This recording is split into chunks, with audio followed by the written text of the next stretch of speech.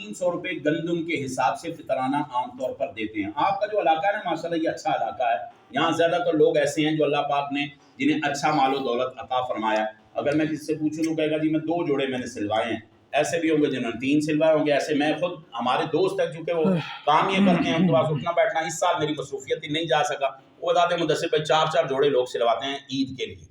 ٹھیک ہے جی،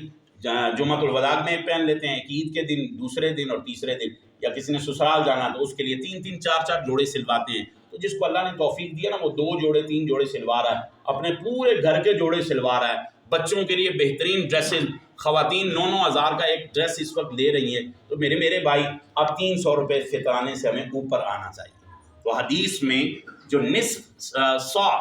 جو گندم ہے اس کا آٹا ہے وہ بھی بیان کیا گیا، وہ 300 روپے ہے۔ 1 سا جو ہے وہ تقریباً 1100 روپے، 4 کلو جو کی ایوریج قیمت 1100 روپے۔ آپ میں سے جس کو اللہ نے توفیق دیا 1100 روپے فطرانہ دیجئے۔ اس سے اوپر بھی ہے 4 کلو کھجور، 1 سا کھجور ہے، کھجور 500 روپے کلو بھی ہے، اس کے حساب سے 2000 بنتا ہے، 600 بھی ہے۔ اللہ نے توفیق دیا اجوا کھجور تقریباً 19,200 روپے کی 4 کلو ہے، اللہ نے آپ کو توفیق دی ہے، آپ اجوا کے حساب سے فطرانہ دیجئے۔ اسی طرح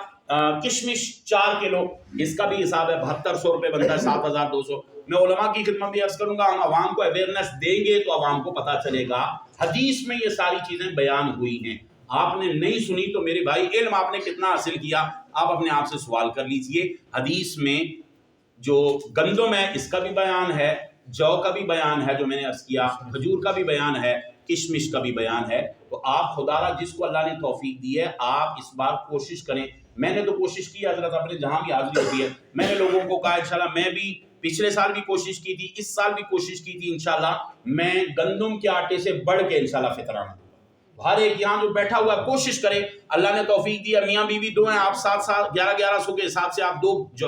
اپنا جو کے حساب سے دے دیجئے، بچوں کا آپ اگر 4 بچے ہیں ان کا آپ گندم کے حساب سے دے دیجئے، کوشش کیجئے انشاءاللہ اس بار ہم زیادہ سے زیادہ فطرانہ دیں گے۔ وہ فیملیز جن میں فطرانہ لگتا ہے سب سے زیادہ اگر حقدار آپ کے بہن بھائی ہیں، آپ کے اور اگر بھتیجے عزیز و اقارب ہیں، آپ ان کو فطرانہ دیجئے۔ اصول و فروع کو نہیں دے سکتے، ماں باپ کو نہیں دے سکتے فطرانہ، دادا دادی نانا نانی کو، اسی طرح بیٹے بیٹی کو، پوتے پوتی نواسے نواسی کو ہم فطرانہ زکوٰۃ نہیں دے سکتے، چاہے ہم اس فیملی سے ہوں جن پہ زکوٰۃ لگتی ہے۔ بعض ایسی فیملیز ہیں جن پہ زکوٰۃ نہیں لگتی، فطرانہ نہیں لگتا، وہ فیملیز جن پہ زکوٰۃ فطرانہ لگتا بھی ہے، آپ اپنے عزیز و اقارب جو حقدار ہیں پہلے ان کو زکوٰۃ دیجئے، ان کو فطرانہ دیجئے، ڈبل ثواب ملے گا۔ ورنہ آپ سنی اداروں کو دیں، لیکن یہ جو مانگنے والے آتے ہیں حضرت کا خصوصی طور پہ کیمپین چلائیں، یہ پروفیشنل بیگرز ہیں، ان کو دینے والے غالب اکثریت کا فطرانہ ہلاک ہو جاتا ہے۔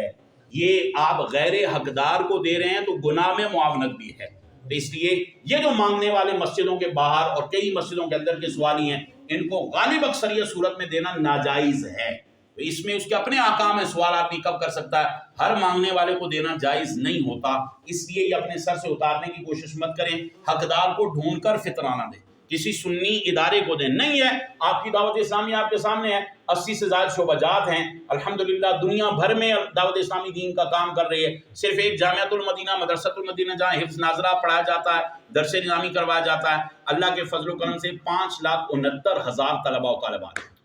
کتنے ہیں؟ 5,69,000 طلبہ و طالبات۔ اس کے علاوہ کئی ڈپارٹمنٹس ہیں، آپ دعوت اسلامی کو دیجئے، ورنہ آپ کسی سنی ادارے کو دیتے ہیں پہلے اس کو دیں، لیکن کوشش یہ کریں یہ مانگنے والوں کو دے کر اپنا زکوٰۃ فطرانہ ضائع مت کریں۔ اللہ پاک ہم سب کو عمل کی توفیق عطا فرمائے۔ آج کی رات کی حاضری اللہ ہماری اپنی بارگاہ میں قبول فرمائے، آمین بجاہ خاتم النبیین وما علیہ البلاغ۔